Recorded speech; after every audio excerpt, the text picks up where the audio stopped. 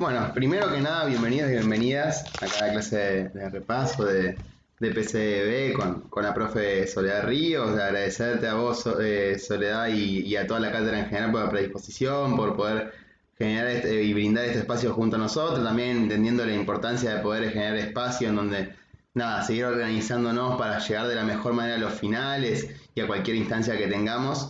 Me parece que es muy importante también que puedan estar acá y que puedan aprovechar estos espacios. Soledad nos dio el permiso de poder grabarlo, así que esto también lo vamos a subir para que les pueda quedar y puedan aprovecharlo también para lo que venga. Bueno, claro, yo me conozco, yo soy Matías y cualquier cosa se pueden hablar conmigo, con cualquiera de mis compañeros desde el ALDE, Conducción del Centro de Estudiantes. Así que nada, esperemos que este espacio les sirva y cualquiera de los que vengamos generando como grupo de estudio para poder llegar a la mejor manera a los finales y nada, muchos éxitos a todos y a todas quienes tengan que rendir y de vuelta reitero el agradecimiento para vos, Soledad, y para la cátedra.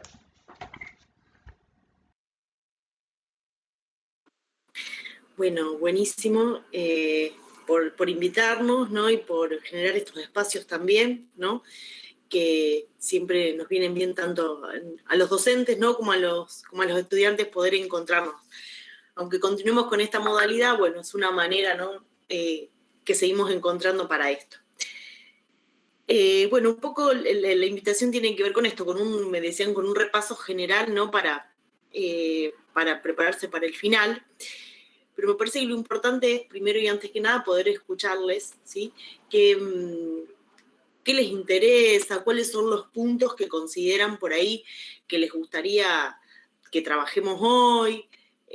¿Cuáles son las cuestiones generales y o particulares, ¿no? Que tienen ahí dando vueltas? Porque, bueno, desde la cátedra vieron que siempre trabajamos, ¿no?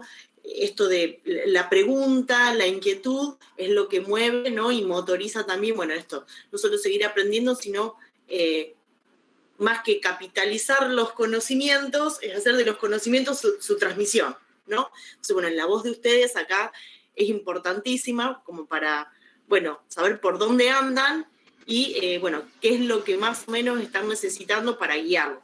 Tengo algunas cuestiones generales, pero me gustaría comenzar escuchándolos y escuchándolas.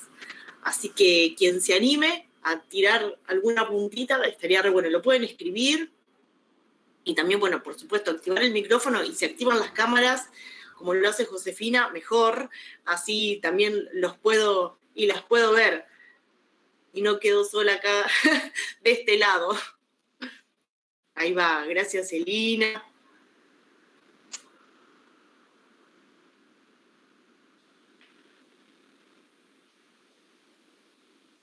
Bueno, mientras se van animando a activar,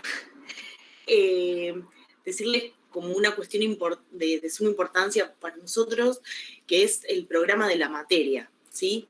El programa de la materia en tanto columna vertebral, como eje, ¿no? Como también no solo como un texto, ¿sí? Desde la fundamentación, los contenidos mínimos, la bibliografía que allí se encuentra, sino también recuerden que el programa de la materia es lo que media justamente, ¿no? Entre el estudiante y el docente, ¿sí? Es la carta de presentación de la materia y a la vez ustedes tienen que poder sostenerla en el momento de rendir, ¿sí?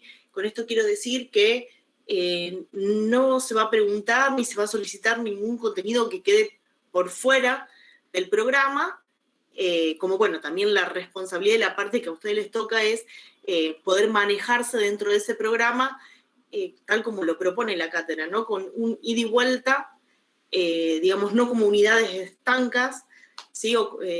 Sino como que se relacionan entre sí y, digamos, tomando la propuesta, ¿no? De pensar, ¿no? Los discursos psicológicos contemporáneos, a diferencia de poder pensar la cuestión más bien desarrollista de la psicología, ¿no? Es ir más allá de la cuestión del desarrollo de las psicologías y los psicoanálisis, ¿sí? Por eso se plantea desde DPCB, se plantea esto de, bueno, de poder leer el campo psi en estos últimos 200 y piquitos de años, ¿no? Desde lo discursivo, ¿sí? Desde las políticas discursivas. ¿Mm? Bueno, acá ya tengo una pregunta. A ver. Bueno, me pregunta, ¿cuál sería la ruptura ideológica y epistémica de la política del saber? Eso es una pregunta que hicimos en el examen, uno de los exámenes finales. Bueno, a ver, teniendo en cuenta, ¿no? Digamos, justamente, ¿dónde ubicamos? ¿O qué ubicamos? ¿Qué conceptos ubicamos dentro de la política discursiva del saber? Digamos, ¿cuáles son, podemos decir, los conceptos o los núcleos más importantes, que son la noción de hombre, de psiquismo, de realidad, del lenguaje? También los encontramos, ¿sí?, en las demás políticas, los podemos rastrear. Pero bueno, justamente, la ruptura ideológica y epistémica, pregunta la compañera. Bueno, pero la idea es que ustedes puedan construir, digamos, si yo se los tiro así la respuesta, no es que tomar nota e ir a rendir con lo que dijo la profe, sino que podamos remitirlos a los textos. A ver, empecemos por ahí. ¿Cuáles serían los textos que nos sirven para poder pensar, ¿no?, esta respuesta? Les pregunto yo a ustedes. ¿Cuáles son los textos? Que si tienen que decir, bueno, ¿desde qué bibliografía puedo responder esta pregunta? ¿A qué bibliografía recurrirían?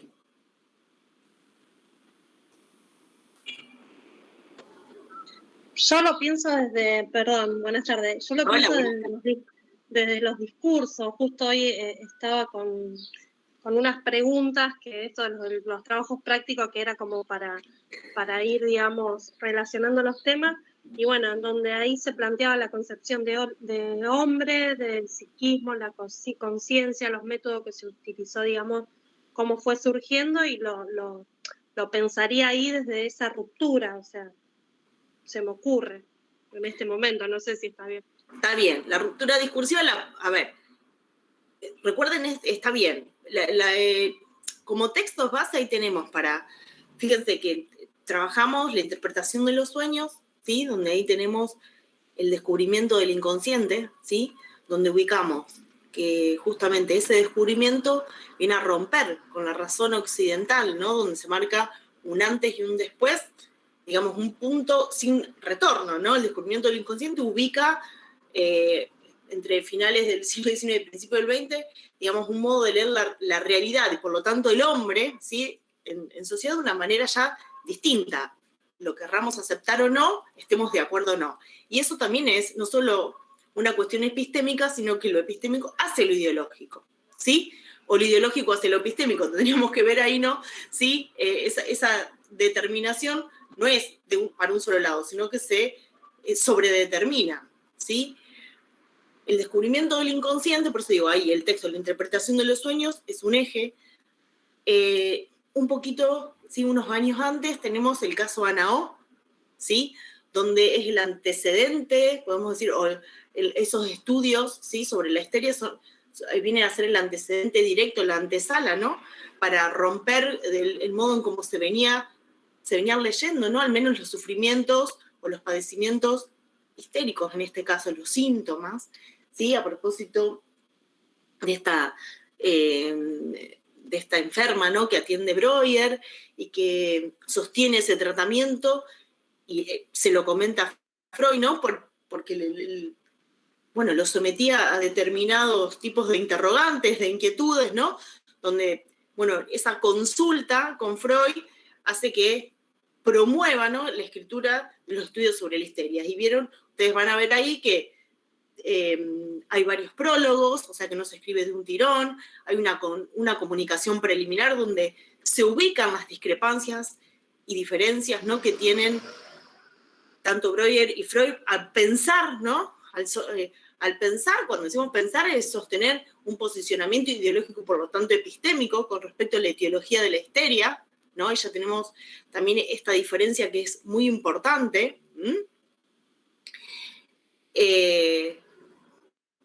Digamos, ahí ya marcamos desde los orígenes del psicoanálisis, ¿sí?, cómo se empieza, ¿no?, a entender, a ubicar que el sufrimiento, ¿sí?, ya tiene otras características, al menos de cómo se venía pensando, ¿sí?, el modo, digamos, el sufrimiento humano. Y ahí está ese poner el cuerpo, ¿sí?, o el cuerpo, cómo expresa ese sufrimiento de una manera distinta, ¿sí?, al menos como se venía leyendo, o podemos decir desde la medicina tradicional, ¿sí? También una compañera que refiere al malestar en la cultura. El malestar en la cultura también. ¿Y qué del malestar de la cultura podríamos marcar ahí? A ver, un compañero es Tadeo. ¿Qué podríamos decir a propósito del malestar en la cultura? Que es un texto que también está en la política discursiva del saber, pero bueno, a diferencia de estos dos que mencionamos, es ya de 1929. Virginia dice el deseo. ¿Y qué del deseo? ¿No quieren activar los micrófonos y armamos una conversación? Porque si no es medio como un monólogo. Y no me siento tan cómoda, debo decirlo. Quieren, digamos, la idea es que también conversemos, ¿no? No me voy a poner acá a monologar porque me incomoda, ya me transpiré toda.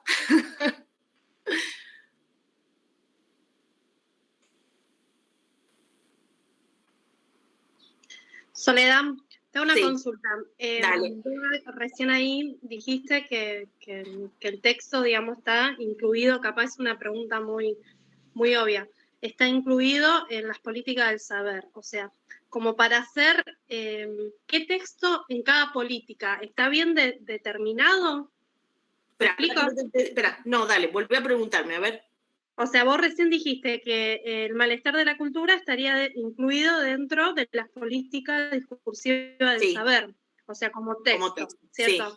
O sea, como para que nosotros nos hagamos una ayuda a memoria, cada política, el conocimiento, tiene su texto de referencia. Exactamente. Por eso ¿Vos eso lo podés decir? Sí, pero ¿sabés qué? Yo te lo puedo decir, pero ¿sabés qué te va a recontraubicar? Es el programa. Sí.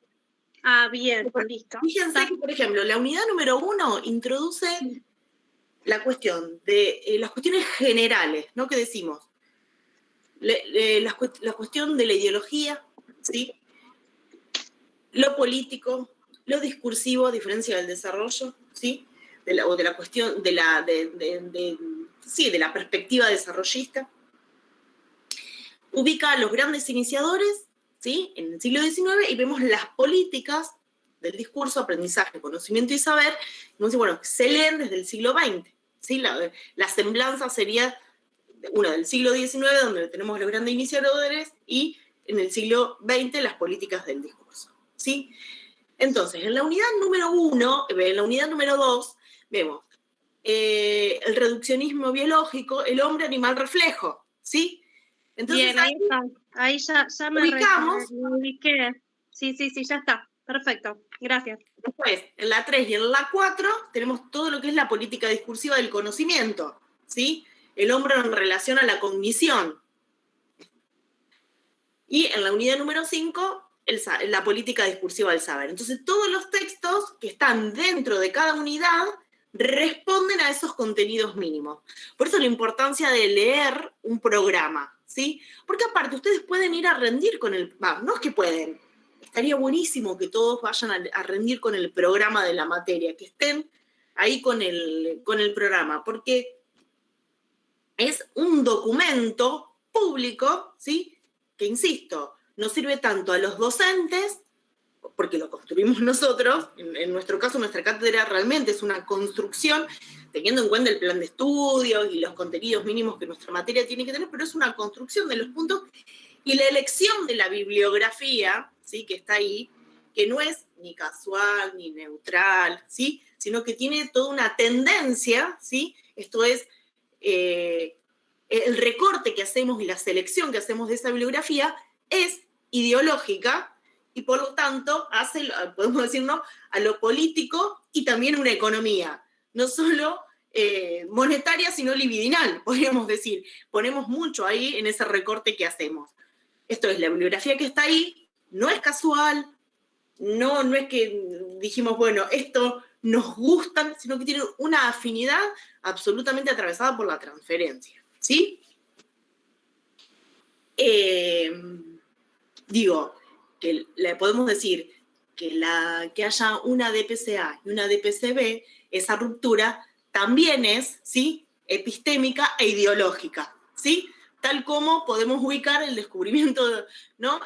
Como preguntaba acá la compañera, el descubrimiento, no es el descubrimiento del inconsciente acá. La ruptura que viene en la política discursiva del saber, ¿sí? Esa ruptura no es, podemos decir, no es así nomás, no es que se da ahí porque solo el descubrimiento del inconsciente, sino que tiene, está atravesada por condiciones de posibilidad, diría Foucault, ¿no? Que tienen que ver con un Freud, ¿sí?, ubicado en un tiempo, en un espacio, en un contexto, y que descubre juntamente algo que estaba ahí, pero lo expresa de una manera, ¿sí?, que marca un antes y un después para la razón de Occidente, ¿sí? Insisto en esto, estemos de acuerdo o no, nos guste o no, no se puede no pensar en el concepto de inconsciente, aunque muchos autores, ¿sí?, luego de Freud, presenten, ¿no?, su posicionamiento sin nombrarlo. Ese sin nombrar, eso que queda elidido, excluido, es ideológico también, ¿sí? Digamos, tiene consecuencias. No es, no está, es lo mismo que decir, bueno, es apolítico. No, para nada. Dejar un concepto de lado, no tenerlo en cuenta, también, ¿sí?, es una operación ideológica y por lo tanto política. ¿Sí?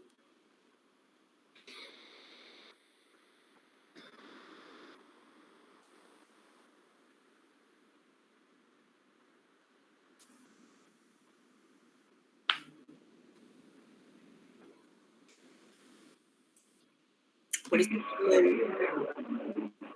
Lorena. Profesora. Sí. Te escucho. Buenas tardes. Buenas tardes. Sí, querida. Mira, yo lo hice, después no se me pudo enviar el trabajo práctico, pero yo lo había asociado con la vieja época de la facultad. Y había asociado la parte de la pregunta del examen, había asociado con el obstáculo epistemológico de Bachelard. Porque Freud no tira abajo todo lo que vino, lo que pasó anteriormente. Usa eso para edificar lo nuevo, aparte del hallazgo del inconsciente.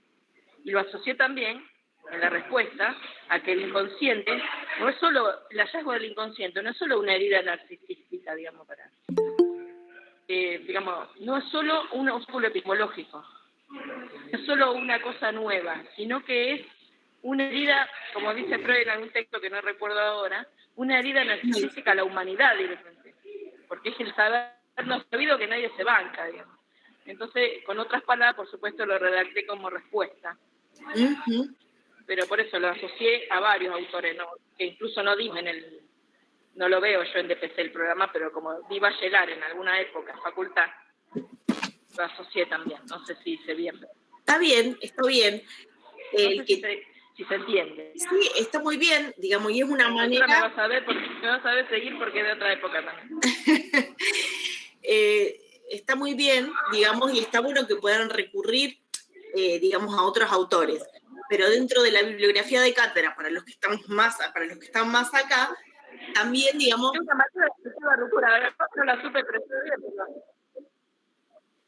Ay, no te entendí, Lorena, esa parte. ¿Cómo?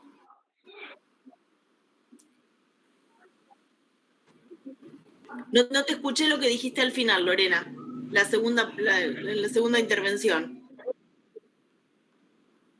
No dije más nada yo. Ah. No dije más nada. Está bien. Decía que también es importante poder... que no sé si está bien, pero es lo que yo pude, la herramienta que yo tenía como para explicar eso, era una lectura epistemológica. Lo primero que se me vino a la cabeza fue Bachelard. Está bien, pero digo, para aquellos que tienen, digamos, que cuentan con otro material, como Lorena, está bien poder recurrir, digamos, a eso, pero dentro de las fuentes con las cuales nosotros contamos en DPC, eso, ahí no podemos apelar a lo que es la unidad número 1, ¿sí? Digamos, el texto de Althusser también nos sirve, ¿no? El Freud-Lacan, ese texto nos es muy significativo también. Digo, pueden contar con eso. Después, el que tenga otro material y quiere incluirlo, está muy bien. Pero no se olviden que siempre tiene que estar, ¿no? Como bibliografía obligada, ¿sí? Para responder, son los textos que tenemos dentro de la cátedra. Lo demás ayuda, por supuesto, un montón y colabora para ampliar, pero no puede faltar los textos, ¿sí? Que contamos en la cátedra, con los cuales contamos en y desde la cátedra, ¿sí? Bien.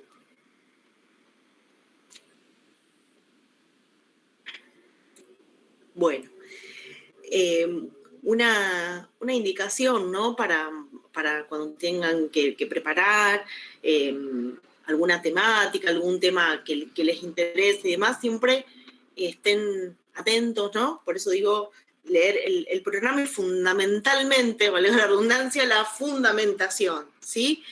La fundamentación propone, ¿sí? Un modo de lectura, un modo de leer y apela justamente a la construcción, decimos, ¿no? De un lector, ¿no? Con esto lo que fomentamos, lo que nos interesa transmitir es que cada autor, ¿sí? Con su producción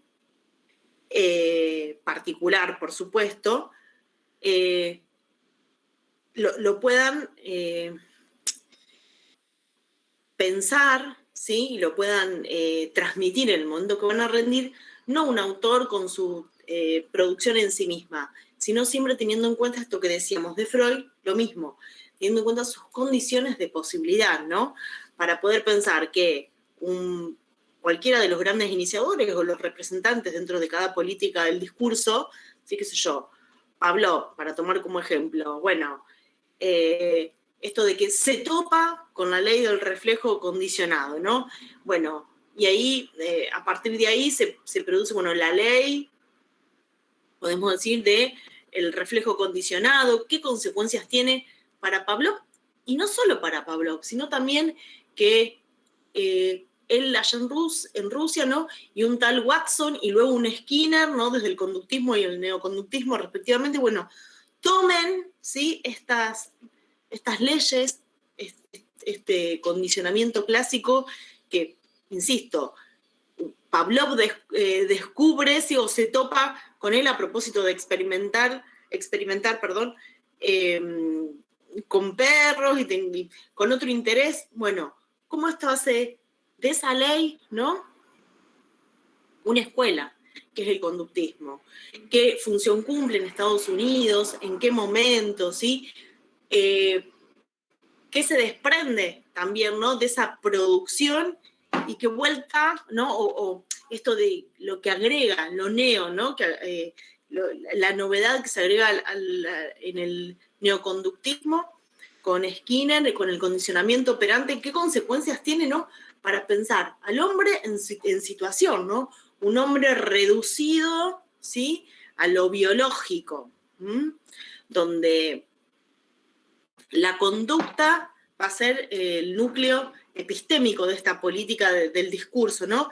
Y en particular, cómo piensan estos autores, ¿no? Cada uno con algunas diferencias entre sí, pero bueno, todos en general piensan un animal respondiente, ¿no? De manera pasiva, donde debe adaptarse al medio, y el medio no es otro que el natural, ¿no? Bueno, ¿qué consecuencias tiene de pensar desde la psicología a un hombre reducido, ¿no? Al animal, ¿sí?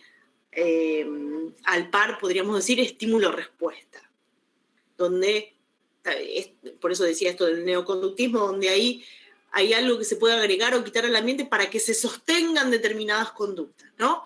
Que no fue solo allá, sino qué consecuencias tiene hoy. ¿Cómo nos encontramos eso hoy en la actualidad, ¿no?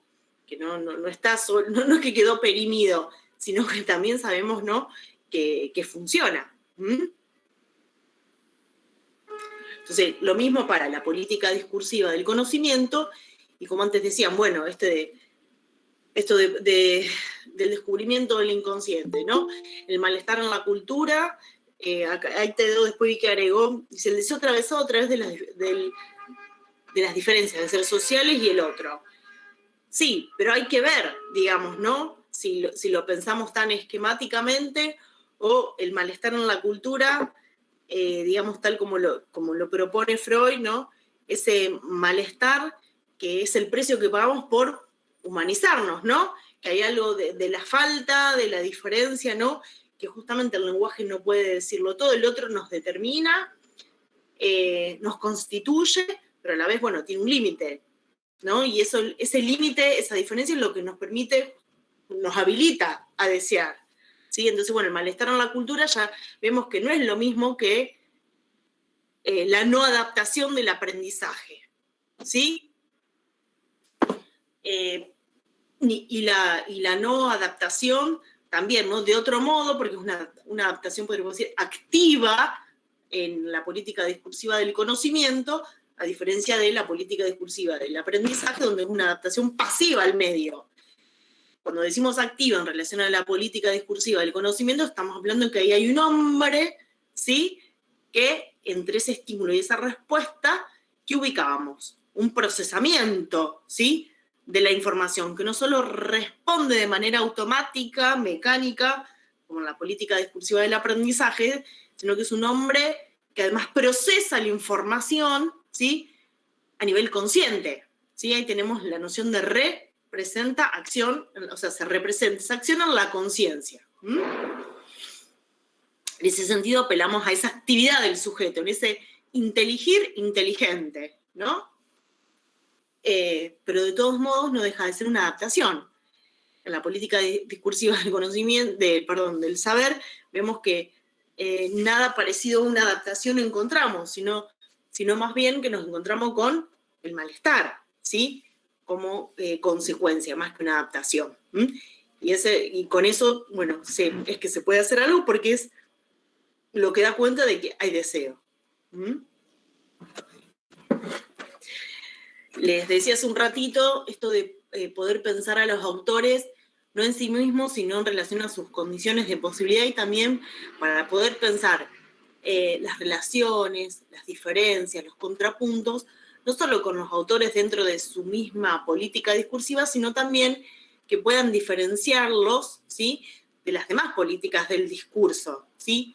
Que no, digamos que la idea es justamente esa, construir un lector de manera crítica, no es que digan si está bien o está mal, si están de acuerdo o no están de acuerdo, ¿sí? Porque eso es importante para ustedes, pero no a los fines de tomar un posicionamiento crítico dentro, justamente, de la Universidad Nacional de Rosario, que es la universidad pública, donde estamos, ¿no?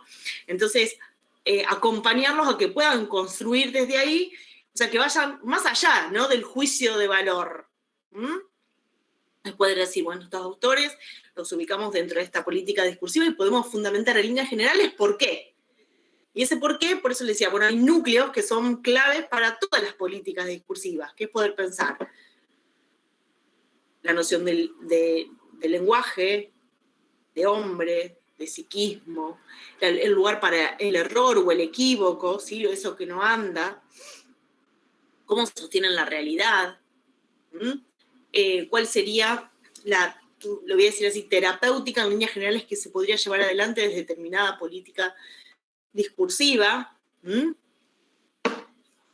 Entonces, que puedan tener un posicionamiento desde ahí, ¿sí? O sea, leer van a tener que leer mucho y entender a cada autor en sí mismo, pero para ir más allá. Esa es la propuesta, digamos, desde lo discursológico, ¿sí? Ir más allá de... Porque les tiro un error que suele aparecer, o bueno, al menos cuando era de manera presencial, ¿no? Como decir, bueno, la cuestión desarrollista no ubica en espacio y tiempo a los autores. No, sí. Es más, la cuestión o pensar la psicología desde la propuesta del desarrollo es ubicarlo en la línea temporal, ¿no? Donde los hechos se van sucediendo unos detrás del otro de manera automática y mecánica, ¿no? Leer desde lo discursivo es justamente leer un acontecimiento, ¿sí? Más que un hecho, un acontecimiento en el sentido de que Foucault lo propone, como algo que viene a interrumpir, a romper, a marcar un antes y un después en la historia, y teniendo en cuenta lo social, lo económico, ¿sí? Que no se da en sí mismo, sino que siempre está articulado, digamos, y determinado por y en la cultura, ¿sí? El descubrimiento del inconsciente, Pavlov con el perro, Wundt pensando, digamos, esta conciencia que se puede, ¿no? Medir, calcular, estudiar a propósito de los átomos de conciencia, ¿sí? Entonces, bueno, esa no solo es la propuesta de cátedra, sino la pretensión, ¿no? Cuando preparamos las consignas y, digamos, que la puedan construir desde ahí.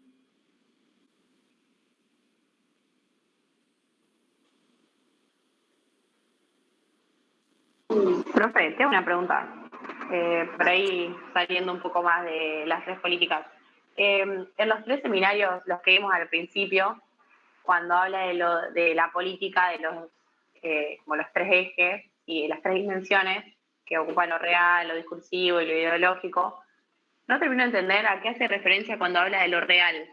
Que también, bueno, después habla como que el discurso se construye alrededor de lo real, pero también habla de lo vacío. Entonces como que no terminaba de entender qué sería eso. Pero es eso que estás diciendo, no es más, digamos. Lo real es, digamos, a ver,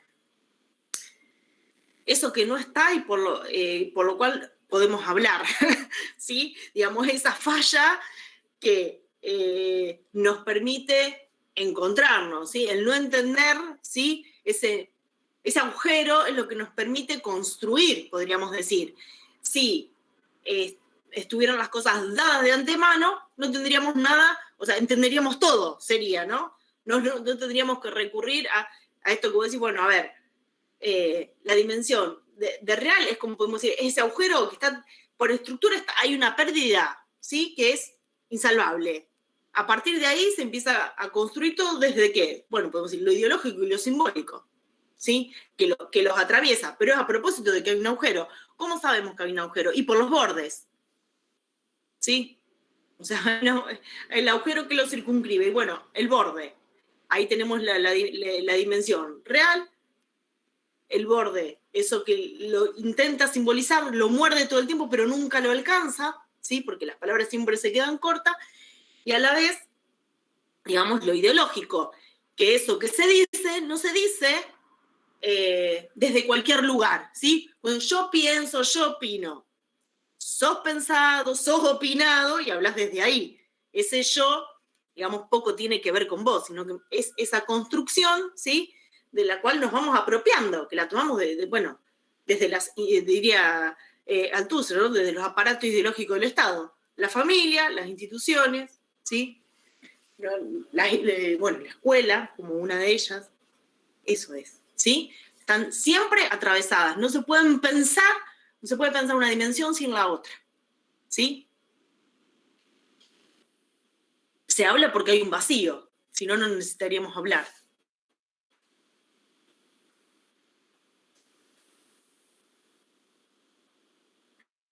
¿Queda un poquito más claro ahí, Josefina? No, sí, re claro. Por ahí como que trataba de pensarlos por separado, pero sí es más esto que decís que van los 3 combinados.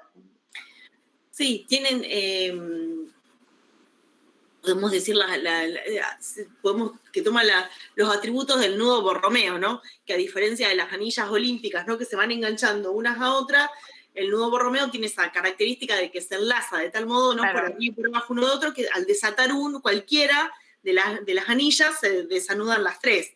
Digamos, funcionan de manera, bueno, hacen consistir una con la otra, ¿no? Y se van determinando. Sí, dominar quizá una dimensión en algunos momentos más que la otra. ¿sí? Podemos, a lo mejor una dimensión más ideológica y real en algunos momentos, o ideológica y discursiva y simbólica, pero siempre están, aunque uno quede más aplastadito, está. Es también como, se me ocurre poder articularlo con esta noción de saber, verdad y poder, ¿no? Entendiendo el poder desde lo político. Como toda verdad, ¿sí? Es enunciada si se sostiene desde un determinado sistema de poder, y ese poder, ¿no? Decir también está articulado con una ciencia que lo habilite, ¿no? O sea, verdad, saber, en relación a las ciencias, podemos decir en general, y un determinado tipo de poder. O sea, que no cualquier saber se va a expresar si no está articulado con la verdad y el poder. O sea, que lo podemos leer, ese triángulo o ese nudo, siempre desde un ámbito que se pueda expresar mucho más, pero los otros dos siempre lo están sosteniendo.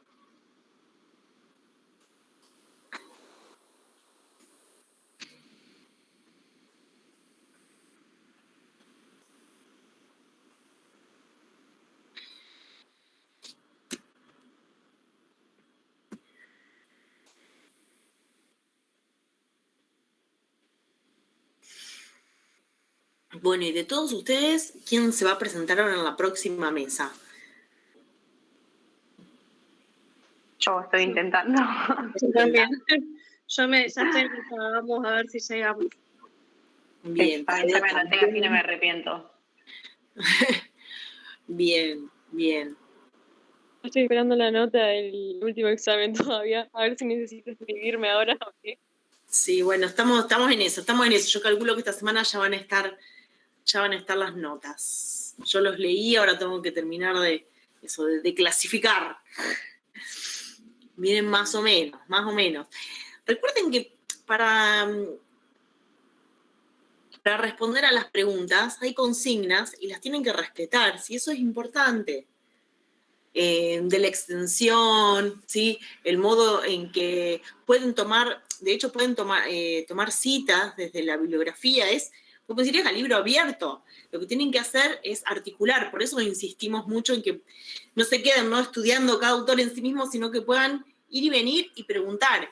Y de la mejor manera, por eso les propongo, para presentarse, que es la semana que viene, ¿no? Sí, la semana que viene.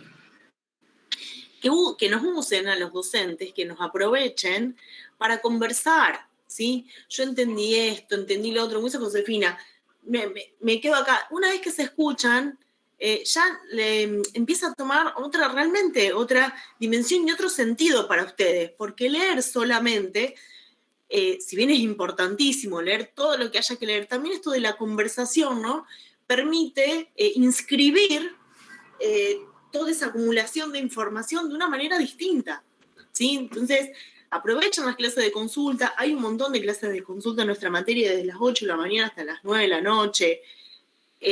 Habilítense para preguntar, que escucharse y escuchar también a los demás, ¿sí? Porque después, cuando tienen que escribir, es más fácil, ¿sí? Porque, bueno, encima hay una dificultad, creo que a todos nos atraviesa, es que no tenemos la costumbre de escribir, ¿sí?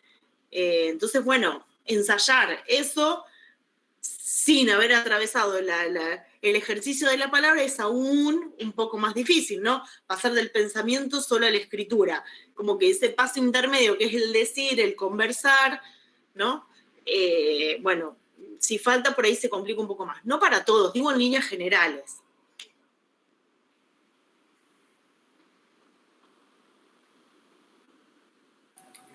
Profe, hola, buenas tardes. Buenas tardes. Yo te escribí en el chat recién y creo que no lo viste. Yo tenía una duda con la pregunta 2 del examen, en la que se pide un contrapunto con la utopía. Ay, no lo vi, a ver. No importa, era eso. Bueno, la 2 yo no la pude hacer porque no la entendí. O sea, no la pude hacer. Bueno, pero espera, tirá la consigna completa, porque si no, yo ni me la acuerdo, porque imagínate que armamos 250 exámenes, trabajos prácticos, La otra me la acuerdo porque la vi hecho yo, así que por eso me la acuerdo, fue de la pregunta que se me ocurrió.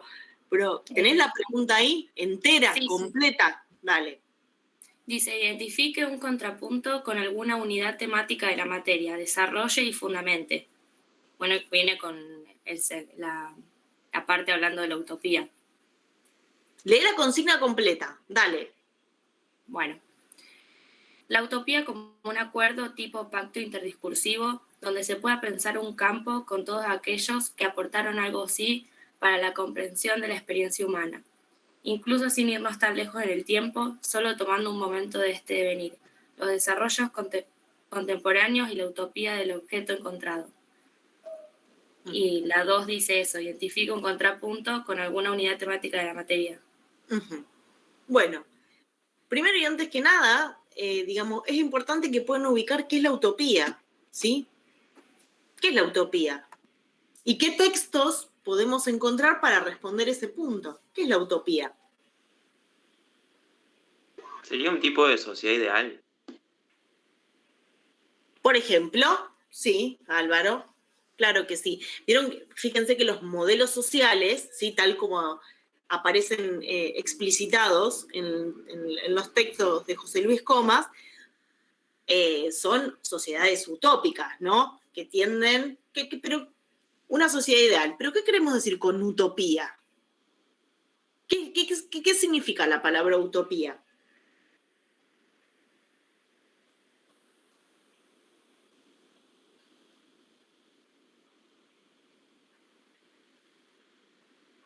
En el de discursos psicológicos hablaba de esto, de la cantidad de autores y la incapacidad de saciar la necesidad de saber del hombre, como que a eso iba el utópico, que nunca llegamos a la completud.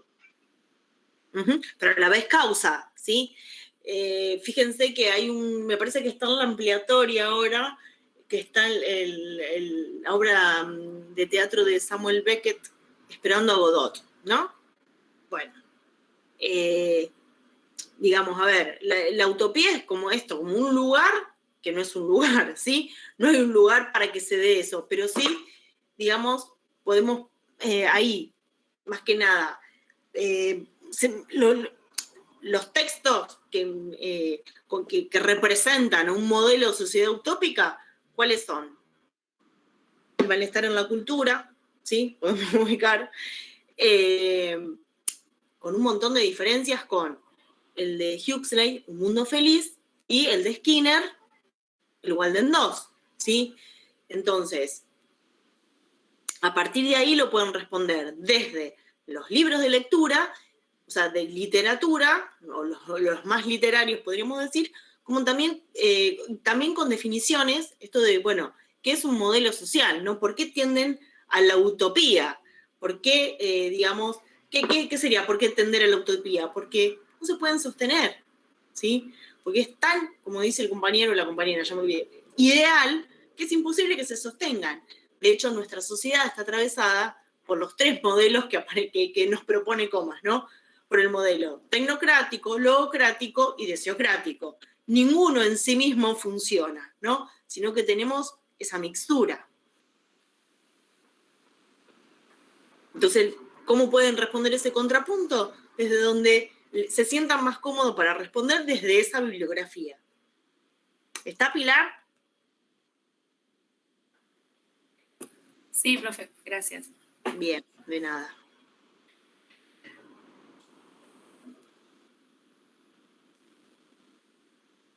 Profe, pero... ¿Cómo? No te hice cualquier cosa entonces, porque yo tampoco había entendido bien y creo que más tiré fruta que hice lo que pedía. Bueno. Profe, pero ese contrapunto, sí. Yo no lo rendí ahora, pero había entendido como que, no sé por qué pensé que tenías como que seleccionar un punto del programa y contraponerlo con eso, pero no es necesario, es como que es arrancar a desarrollar, como estamos, por ejemplo, desde alguno de los libros, esto que plantea de los modelos utópicos de sociedad. por ejemplo, Josefina, yo lo haría de esa manera. Sí, obvio. Exactamente, como es los exámenes, este tipo de examen que nosotros proponemos tiene que ver con esto, que ustedes puedan construir la respuesta con el material, por eso digo que está en el programa y que desde donde la respondan, si lo pueden fundamentar está bien, ¿sí? Por eso pueden elegir, o sea, es como tal como nos propone el capitalismo, lo dejamos elegir, ¿no? Pero dentro de cierta selección que les hacemos, ¿no? Libres de nada serían, ¿no? Pero sí de poder seleccionar, bueno, desde dónde pueden responder, bueno, esto de, eso es la utopía, ¿no? Tiene que ver con esto. Ahora bien, ¿cómo se sostiene? ¿Desde dónde? Entonces, bueno, cada uno encontrará el material más afín para poder sostener la respuesta, ¿sí? Porque fíjense que todas las respuestas le pedimos fundamente y desarrolle. Y ese es el punto. Que pueden contar con ese material. Porque, ¿qué decimos? Que las psicologías, ¿sí? Y los psicoanálisis no están en los manuales clásicos únicamente, están en la cultura. Por eso la propuesta también es justamente que lean literatura, ¿sí? Y seleccionamos esos entre otros.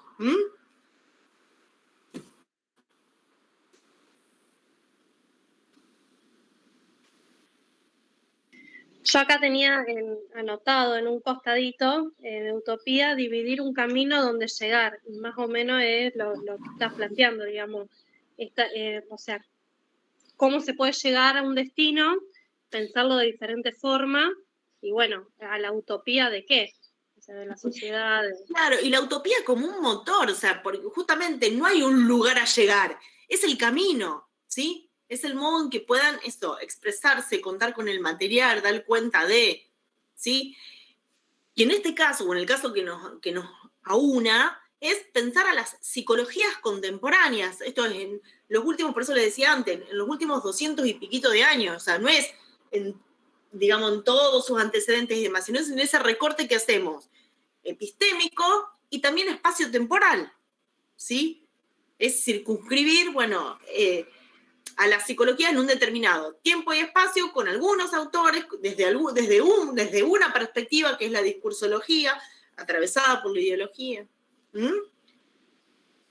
Es desde ahí. No hay tal lugar, pero bueno, se la puede leer de determinadas maneras, ¿sí?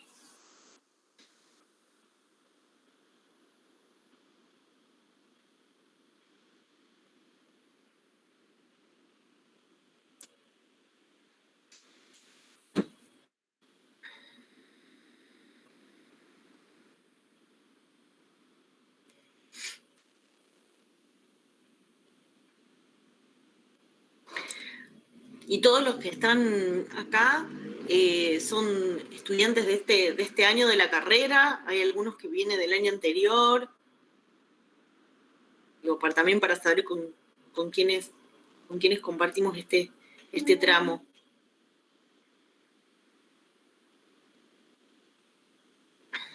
Sí, yo este año. 21. Este año. Uh-huh. Yo también, profe. También este año. Bien. O sea que comenzaron la carrera todo virtual. O sea, nadie tiene la experiencia, o bueno, no sé, pero al menos de los que están hablando, la experiencia del encuentro, digamos, en lo concreto de las aulas. No. Bueno, y eso, hubo pocas cosas presenciales, hubo pocas clases. Sí, poquitas. Muy poquitas. Bueno, pero va a estar bueno cuando nos volvamos a encontrar, porque bueno, esto de transmitir, ¿no? los saberes, los conocimientos, el conocimiento se construye, o sea, no hay manera que no. Entonces, digamos, encontrarse, ¿no? La facultad no es únicamente leer y estudiar, es también el encuentro de los cuerpos con los otros, ¿no? No solo con lo escrito, podríamos decir. Ahí se juegan un montón de cuestiones más. Pero bueno, ya falta muchísimo menos que en otros momentos. Ya calculo que el año que viene nos encontraremos de lleno. Bueno, ¿alguna pregunta más? ¿Consulta? ¿Algo que quieran decir? No, la forma va a ser igual con lo que estuve escuchando con las chicas, lo que ellas plantearon. O sea, las consignas van a ser así, más o Sí, menos. son de construcción, sí. Esto, que es necesario que tomen una idea, un concepto, una definición, ¿sí? De alguna cosa que por eso le decimos, bueno, si va a citar, ¿sí? Que lo hagan, bueno, poniendo las comillas, ubicando el autor, como se hace una cita, que la usen, que es necesario, que está bueno hacerlo, pero siempre es de articulación, ¿sí? De desarrollo y fundamentación, sí. Por lo menos, mientras siga siendo mediante la plataforma comunidades, vamos a seguir manteniendo este formato. Usen, les recomiendo, ¿sí? Para estudiar, las guías que están en el campus colgadas, ¿sí? Que están buenísimas esas. Muchos sacamos de ahí. Por ahí variamos el modo de preguntar, ¿sí? O desde dónde ponemos el acento. Y cuando lean la pregunta, también esto está bueno, ¿sí? Lean con atención al verbo, o sea, cuál es la acción que se les piden que hagan. Si es describir, si es desarrollar, si es ejemplificar. Me parece una pavada, pero no es lo mismo, ¿sí? Porque tenemos muy en cuenta que ustedes puedan leer y responder lo que se les está pidiendo, ¿sí? Por eso, lee atentamente las consignas. Cuando ponemos eso no es un capricho, es que lo consideramos, ¿sí? Para, a la hora de corregir, ¿sí? Porque es importante que aprendan a leer desde ahí, no solo el material de cátedra, ¿sí? Usan las consignas que parten la mayoría de ahí. Se les da una vueltita más, cambia a lo mejor algo, pero siempre va desde ahí. Y esas guías de preguntas, ¿de dónde se desprenden?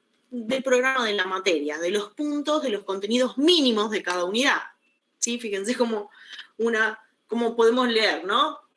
La pregunta del final, la encontramos la de las preguntas que están colgadas ahí en el campus, y las preguntas que están colgadas en el campus no son más que los puntos, ¿sí? Insisto en esto, de los contenidos mínimos de cada unidad, que se responden con la bibliografía que figura dentro de cada unidad, ¿sí? No pierdan ese eje. Programa y fundamentación. Contenidos mínimos.